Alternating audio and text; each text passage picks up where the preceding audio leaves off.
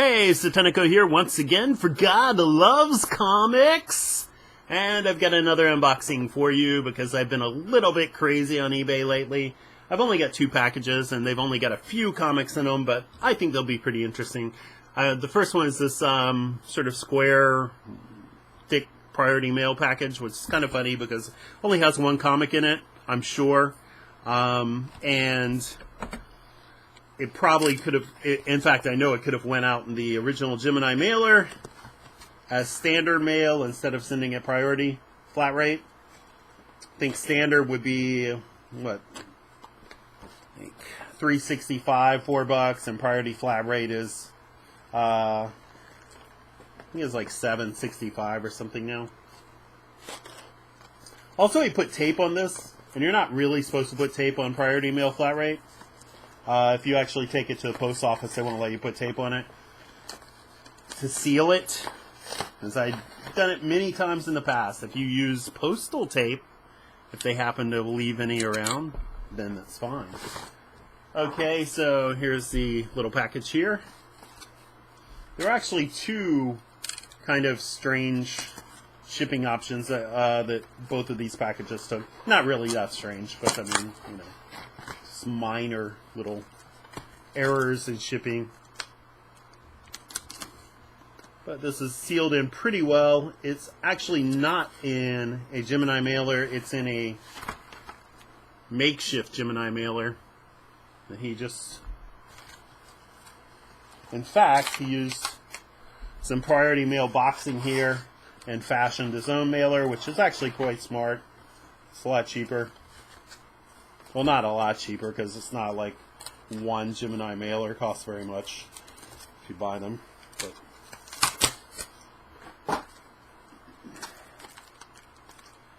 But once again, a lot of tape to get through, which may destroy the whole concept of the unboxing video. I've discussed this many times.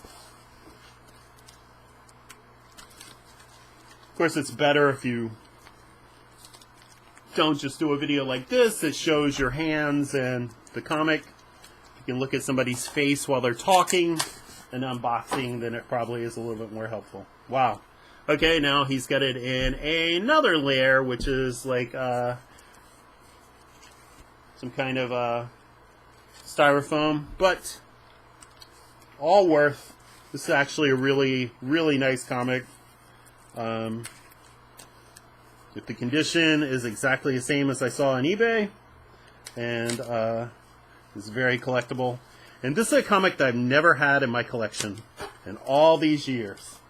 And there it is, and yes, it looks beautiful. Beautiful. And supposedly this was in this guy's collection since he bought it off the newsstands, which is very similar to my own collection. There it is, Star Wars 42. As you may or may not know, the very first appearance of Boba Fett. And this is a comic that is, it's just so strange to finally have it and never have had it in my collection, because I had Star Wars 40, 41, 44, and then subsequently I think I bought 39 and 43 as back issues more recently. But those other 3 were the only ones I ever found on the store shelves.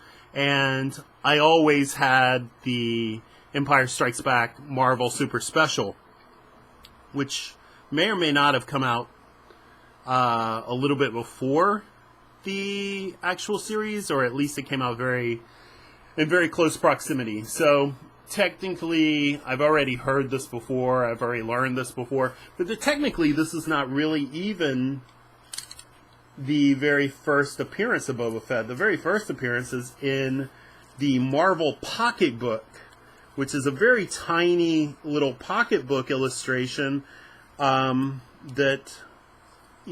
illustration that's the full adaptation by Al Williamson and Carlos Garzon. That also is the first appearance of Yoda, and he's different purple, and he looks a little bit different because Al Williamson didn't have the movie stills to work from initially. So actually it's that little pocketbook, and that little pocketbook is one that I also bought when I was a kid somehow. So I had that one. I had the Marvel Super Special. So it wasn't always imperative for me to buy the actual fill in the rest of my comics. And this is a comic that just disappeared from the newsstands almost immediately, even though I was able to find some of the other ones. For me, it was always collectible because I love Al Williamson. I've said it many times. And his adaptation of Empire Strikes Back, of Return of the Jedi, of Blade Runner, and even of the Flash Gordon movie, the really campy, goofy, silly Flash Gordon movie, are all, his adaptations are absolutely exquisite and beautiful. And you can tell this is a great cover. And this is in fantastic condition. Beautiful condition. It looks easily like a near mint copy. I really see almost no flaws. Corners, really nice. And of course it's got this mostly white spine. It's got, black at the bottom.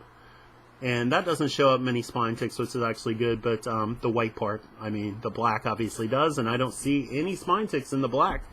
This is a really beautiful copy. It's probably not that hard to find a great copy, but it's hard to win a great copy. And this one had a lot of bids. Let's see, I had it pulled up. Let's see if I can find it again.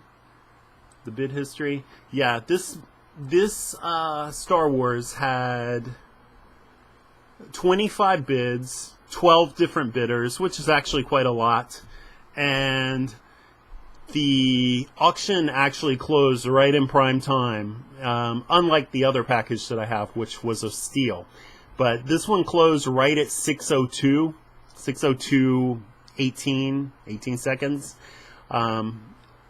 Or actually 6:02 and 22 seconds. I put my bid in at 6:02 and 18 seconds. Someone else had put a bid in at 6:02:19, but they put their bid in at $65. I think I bid 72, and so I won it for 66.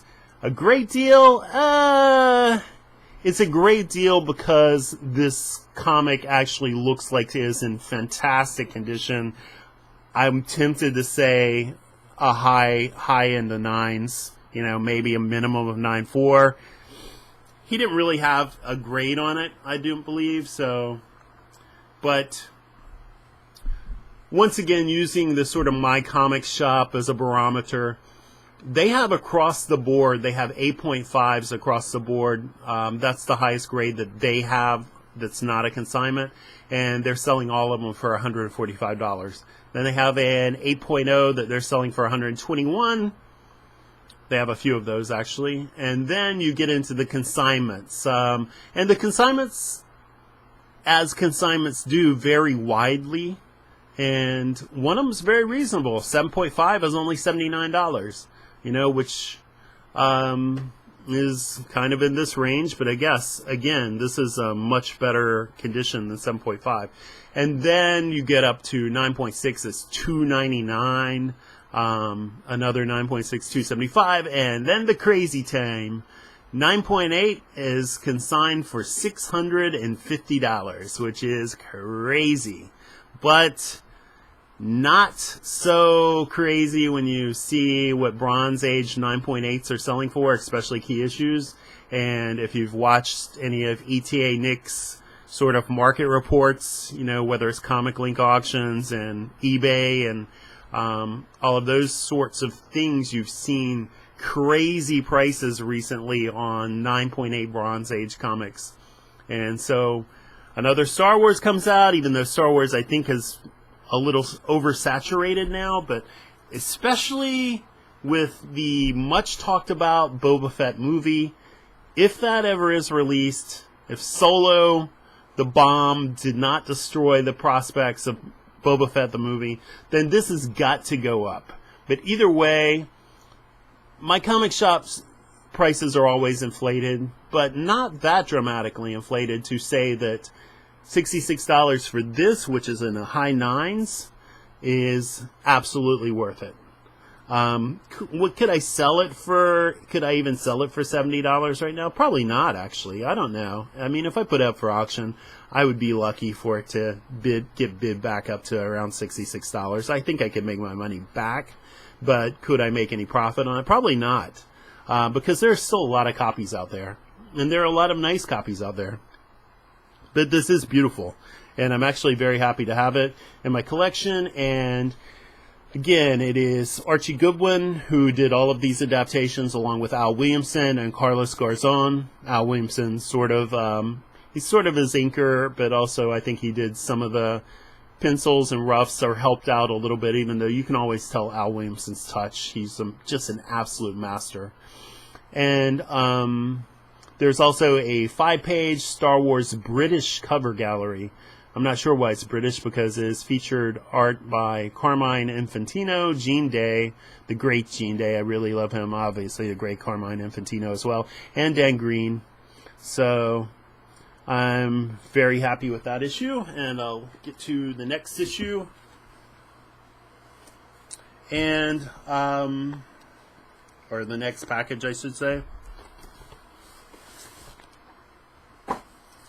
Now this, conversely, was an absolute steal. No major keys, and there are only a few copies. There's only, I think I got 3 or 4. But this was kind of what's gotten me buying comics lately, is just because I'm up late every night. It's really fun to just look on eBay and see what's available. This was an auction that was closing at 2 a.m. Never a good idea. Terrible idea to make your auction close at 2 a.m. Even if he's on the West Coast. And actually, is he on the West Coast? Let me get this package. No, he's not even on the West Coast. This guy was in Maryland. He's from the East Coast. So he had it set to close at 2 a.m.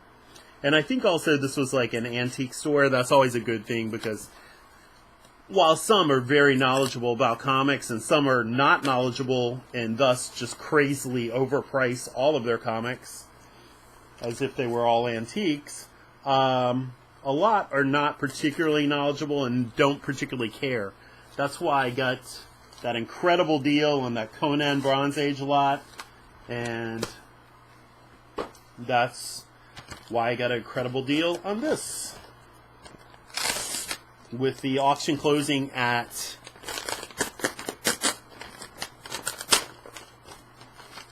2 a.m., I was watching it and expecting some people still to possibly be watching this auction and maybe come in late. But looking at it right now, let's see. Someone put a bid in on August 5th for $21. There were no more bids until August 10th at 9:39 p.m. Like, what, 4 or 5 hours before the auction ever ends? 9:39, there is a $22 bid. So I'm watching it. I don't see any action on it. I don't see any watchers. I don't see any bids. And I think this is probably worth $42. I think I bid like $42. I won the auction for $22.50. The last bid was like 5 hours earlier, and there was no one up in the middle of the week, August 11th, at 2 a.m. to bid on this thing. So that's how you get a really fantastic deal on eBay. And this guy did something, I was talking about sort of kind of odd little shipping anomalies here. He sent this media mail in this stiff container. Of course, he's got it packaged pretty well between cardboard boxes as well. But obviously, you're really taking a chance with media mail. I've had a lot of people, I see a lot of like auctions and things online, and they say, absolutely no media mail, that's illegal. And it's, I don't think it's not really illegal. You're not going to get arrested or fined. But what will happen is that the post office is very stingy when it comes to postage, and media mail is incredibly cheap. So if they scan your package and recognize that it's not a book, then they will just empty your package contents and deliver an empty envelope. Because I had it happen to me. I had it happen when I was a seller. Even selling graphic novels, which is absolutely ridiculous because media mail covers books.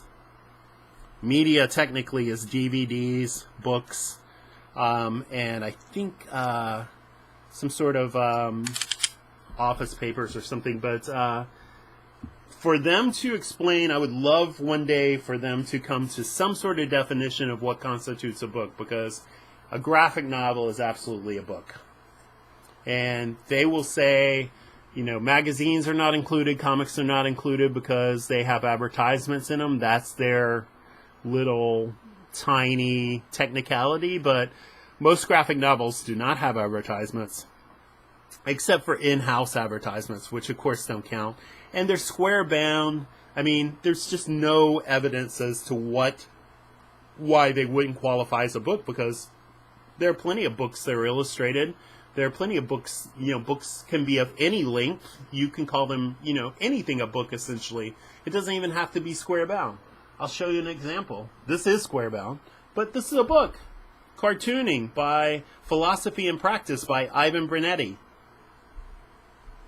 Look how thin it is. It's not even a half-inch thick. Probably about 70 pages. The Old Man and the Sea is about the same size. It's a book as well. You can send those media mail, but you can't send, technically you cannot send this. See this? A little bit thicker, still square bound, about the same size, Cave In by Brian Ralph. Absolute classic. Technically, you're not supposed to send this media mail. Guess what? Bullshit. But you definitely cannot send regular comics media mail. He did. It came through, no problems, fine. So here are the comics we are looking at. It is Doctor Strange, Volume 2, Frank Bruner issues, and looks beautiful. I was looking at these very closely on eBay. They look like they had a really nice, they look like they were all in very nice condition. And yes, very nice condition. And Frank Bruner art is beautiful for that time period, the late 70s.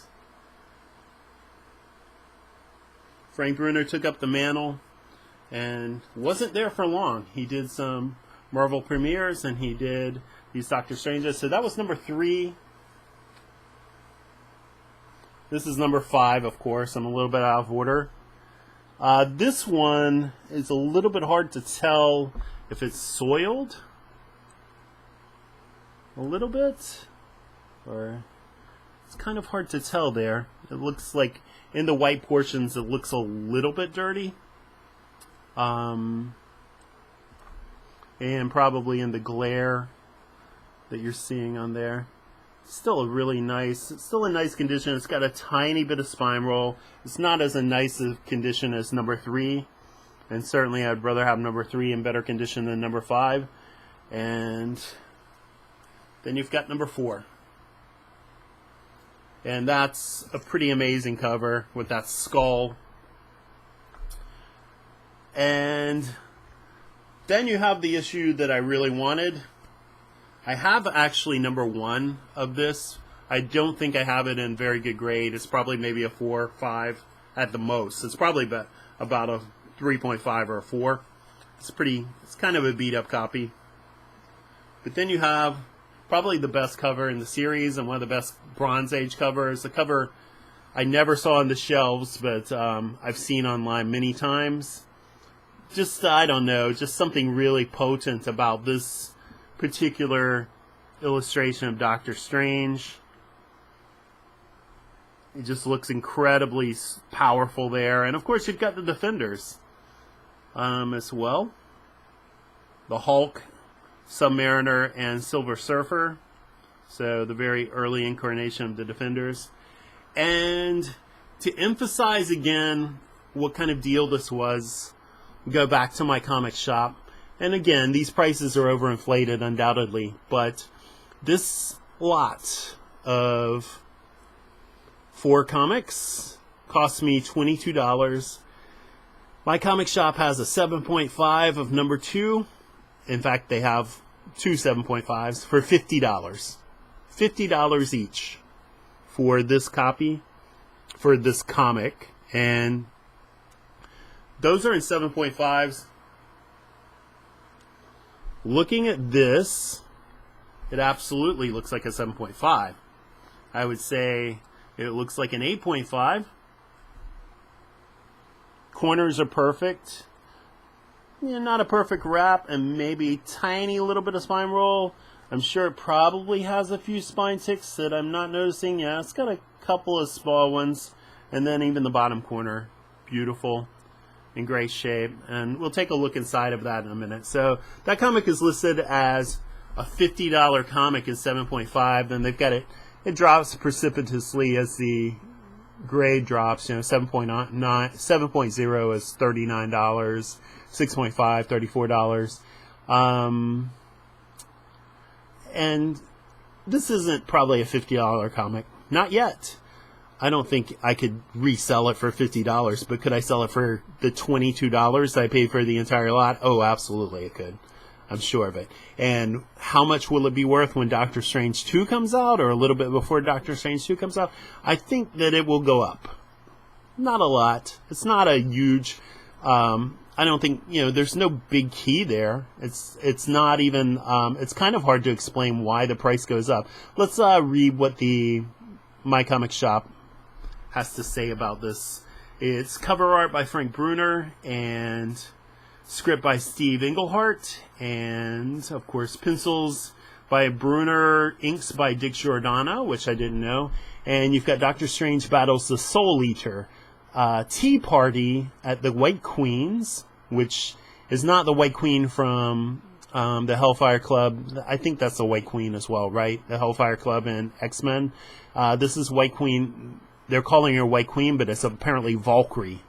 So a tea party at the White Queen Valkyrie's castle with Silver Surfer, Hulk, Submariner, Hawkeye, Spider-Man, Black Panther, Nick Fury, Ant-Man, and Green Lantern.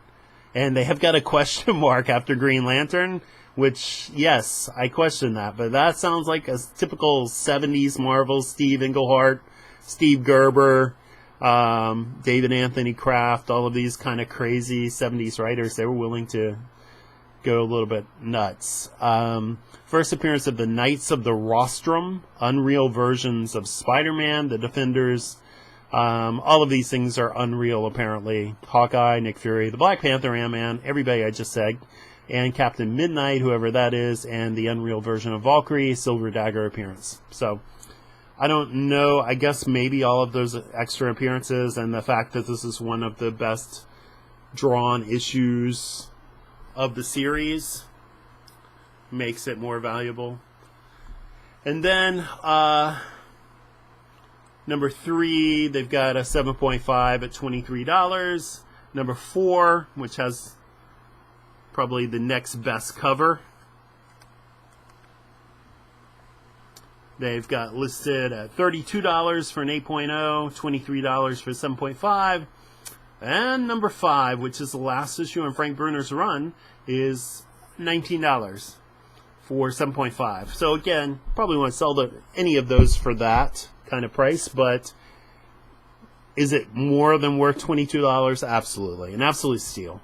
Steal just to get this comic for $22. To get 3, 4, and 5 all in really nice condition, absolutely, positively a steal.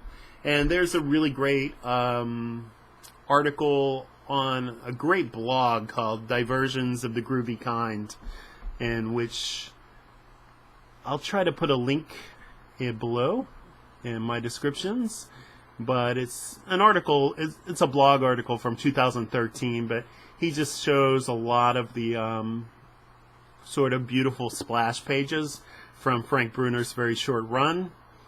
And in fact mentions that it was in fact a very short run for one of the better Bronze Age artists of the time. Bruner did Marvel Premieres 6, 9 through 14, and Doctor Strange Volume 2, 1 through 5. And even then, some of those, the original sequences were just some framing sequences for reprints. So it's kind of even worse than Barry Windsor Smith's very short 2-year run on Conan, in which there were some reprints and some Gil Kane fillers. This was much shorter even than that. But Frank Bruner went on to First Comics. Not really a good choice. Maybe a good choice for him, maybe financially and maybe creatively, but obviously what he did there wasn't comparable to his Marvel work. But, you know, he took a shot. And I don't recall him returning to Marvel to do that much, but I may be wrong.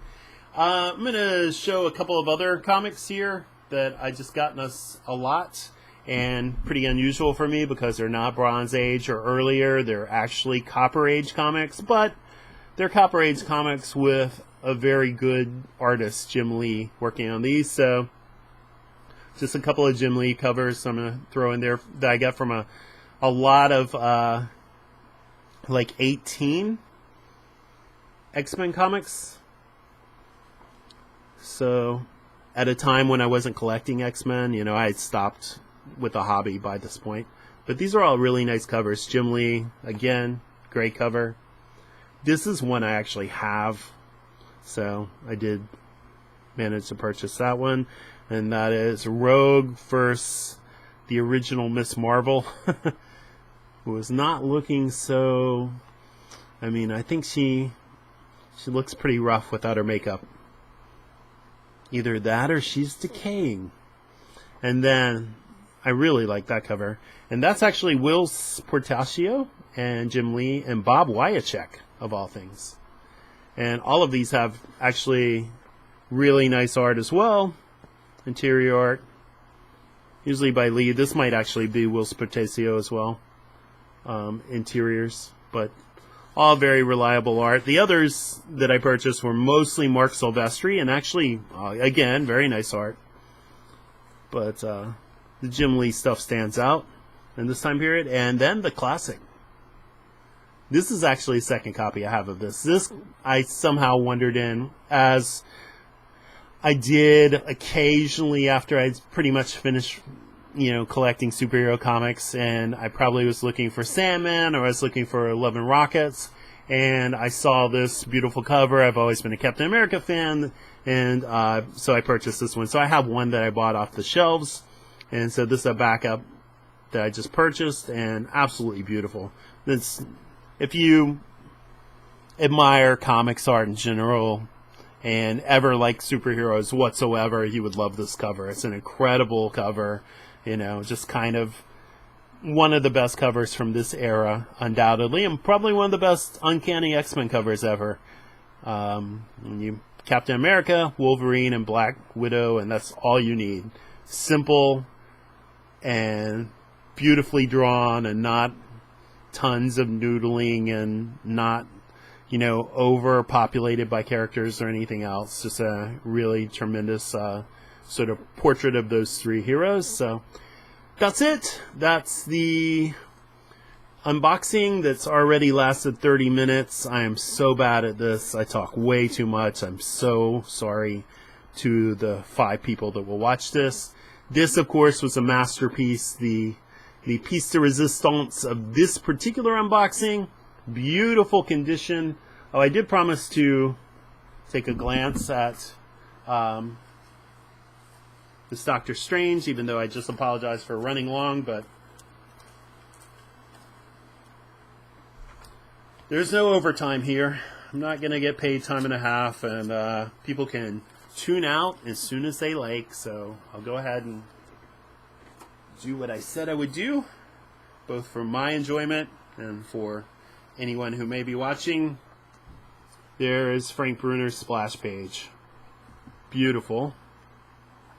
With Dick Giordano. And it is the silver...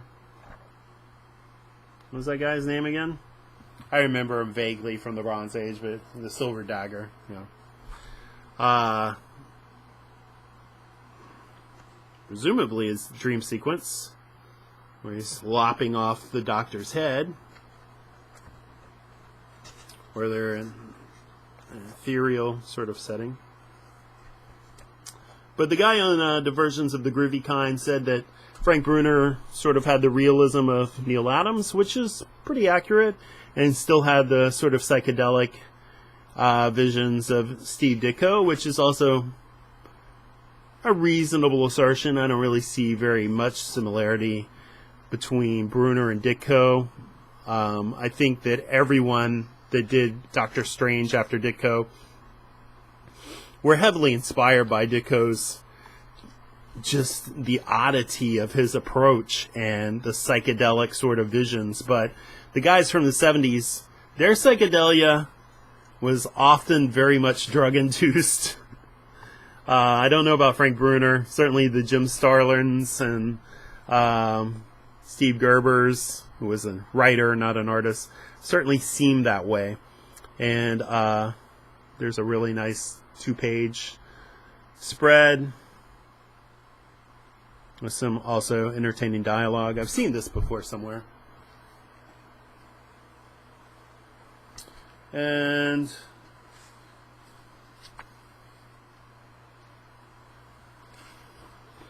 that is very Neil Adams-esque right there.